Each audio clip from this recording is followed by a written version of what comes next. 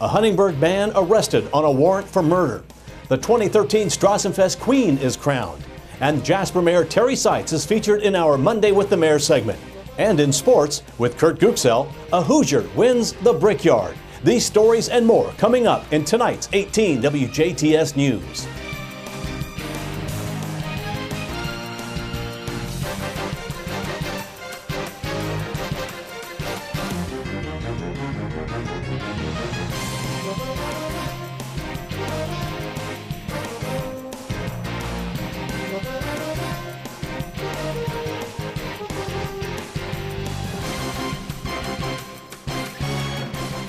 This is the WJTS News. I'm Bill Potter sitting in for Bradford Raths with your news this evening. A Huntingburg man was taken into custody over the weekend on a warrant for murder, accusing him of being involved in an earlier shooting that took place in Louisville. Huntingburg police say early Sunday morning they received a tip that 22-year-old Kyle Jordan Chambers of Huntingburg had been in an altercation in Louisville. Chambers was arrested at his home just before 5 a.m. by officers with the Huntingburg Police Department, who were assisted in executing the warrant by members of the Dubois County Emergency Response Team and the Dubois County Sheriff's Department. Huntingburg police, who had received a tip that Chambers had been in an altercation in Louisville, called the Louisville Metropolitan Police Department to confirm they were, in fact, dealing with a situation as it had been described to them. The County Emergency Response Team is trained for raid entries and dealing with barricaded subjects, but Chambers was taken into custody without incident. Louisville police allege that after midnight Sunday, Chambers caused the shooting death of a black male juvenile in his late teens in the parking lot of a closed Walgreens drugstore on the city's west end at 35th and Broadway Streets. Authorities booked Chambers into the Dubois County Security Center. In Spencer County, the driver of a Jeep SUV escaped with scratches and bruises when he fell asleep at the wheel and flipped the vehicle Sunday morning. The Spencer County Sheriff's Department says the Jeep was eastbound on Interstate 64 near mile marker 59 about 8 a.m. Sunday when it ran off the left side of the shoulder on the highway in Spencer County, crossed over to run off the right side of the roadway and flipped several times before landing on its top. The accident sent 3 passengers to a St. Mary's Medical Center in Evansville for treatment of unidentified injuries. The Spencer County Sheriff's Department says the driver of the Jeep, which had a Tennessee license plate, was 25-year-old Andrew Lamont of Chicohea, Illinois. The sheriff's office said alcohol was not a factor in the wreck, and while Lamont required no hospital treatment, the vehicle was totaled. Injured rear seat passengers were 18-year-old Trayvon Brown and 21-year-old Reginald Williams, both of Illinois. Authorities say neither was wearing a seatbelt, and both were thrown from the vehicle. A front seat passenger, 24-year-old Chaz Rogers of Illinois, and Lamont were wearing seatbelts, and both remained in the vehicle. In preparation for the 35th annual Jasper Strassenfest set to kick off this week, festival royalty was crowned Saturday at the Jasper Middle School Auditorium. The Little Miss and Mr. Strassenfest contest took place in the first 2 sessions of the day, and they were Serenity Eckerly of Jasper was crowned Little Miss Strassenfest, and Ethan Schaefer was named Little Mr. Strassenfest. First runner-ups were Grace Jarbo and Leo Ekman, while Addison Carhio and Logan Mundy were second runner-ups. There were 22 girls and 10 boys participating in this year's contest. Now, later in the evening, both the Miss and Junior Miss Strassenfest were crowned, also at the JMS Auditorium. Congratulations goes out to Mallory Humbert, the new 2013 Jasper Strassenfest Queen. Mallory, the daughter of Glenn and Cheryl Humbert, was one of 11 contestants who vied for the crown this year. Others included Hannah Vollmer, who was first runner-up, and Miss Congeniality second runner-up was Kendra Kern, and Kimberly Goody was named Miss Photogenic. Meanwhile, Lydia Shepard was crowned the 2013 Junior Miss Strassenfest Saturday night.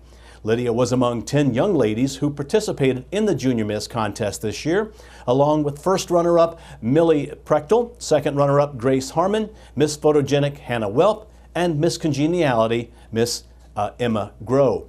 Miss Strassenfest coordinator Becky Hickman says there were a great group of young women taking part in the contest again this year, involving a lot of hard work.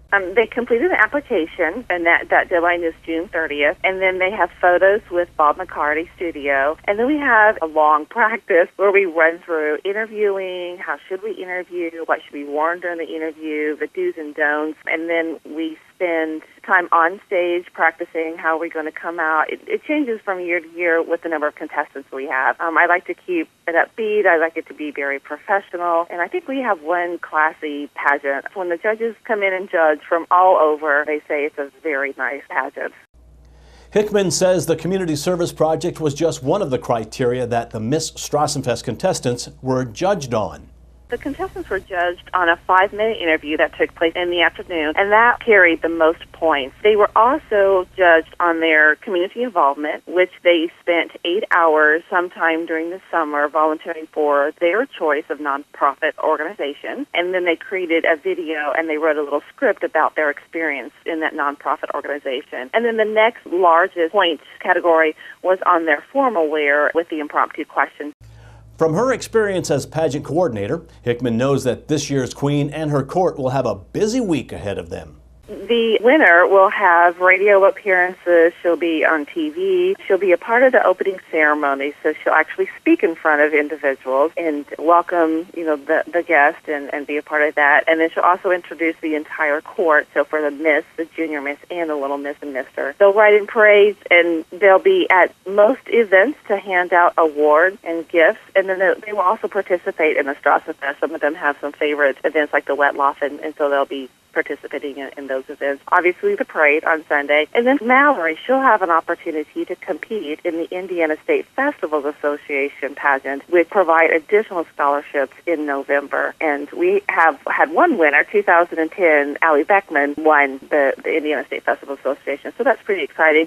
The 2013 Jasper Strassenfest is set to get underway later this week with opening ceremonies beginning at 6:15 p.m. on the main stage next to the Jasper City Hall on the downtown square.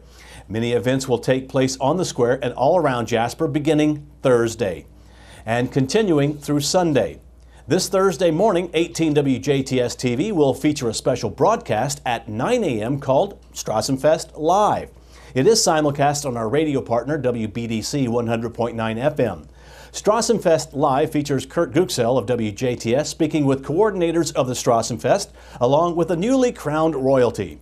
Now, if you are unable to attend the Queen Pageant, WJTS will be airing a broadcast of the 2013 Miss Strassenfest Queen, Junior Miss, Little, and Mr. Strassenfest. That will be broadcast on Friday, August 9th at 7:30 p.m. and again on Sunday, August 11th at 2 p.m.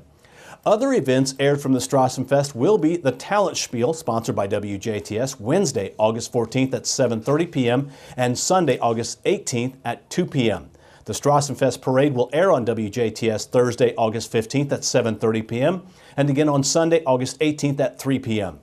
Enjoy the Strassenfest in person in each of the activities and then watch them later on 18 WJTS TV.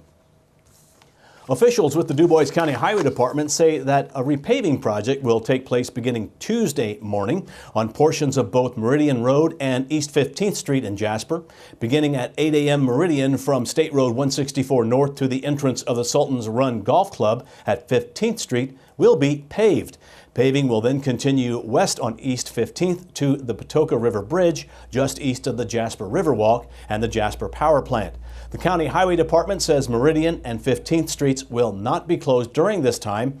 However, department officials say motorists can expect delays and want to encourage folks to try to avoid the area in order to keep traffic congestion to a minimum.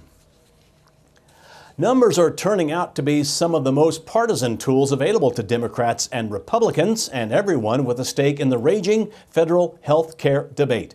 Indiana residents got a rare examination of those spinning statistics and price tags over the next week after Governor Mike Pence's point man on federal health care estimated that residents would pay 72% more for the health insurance under the law.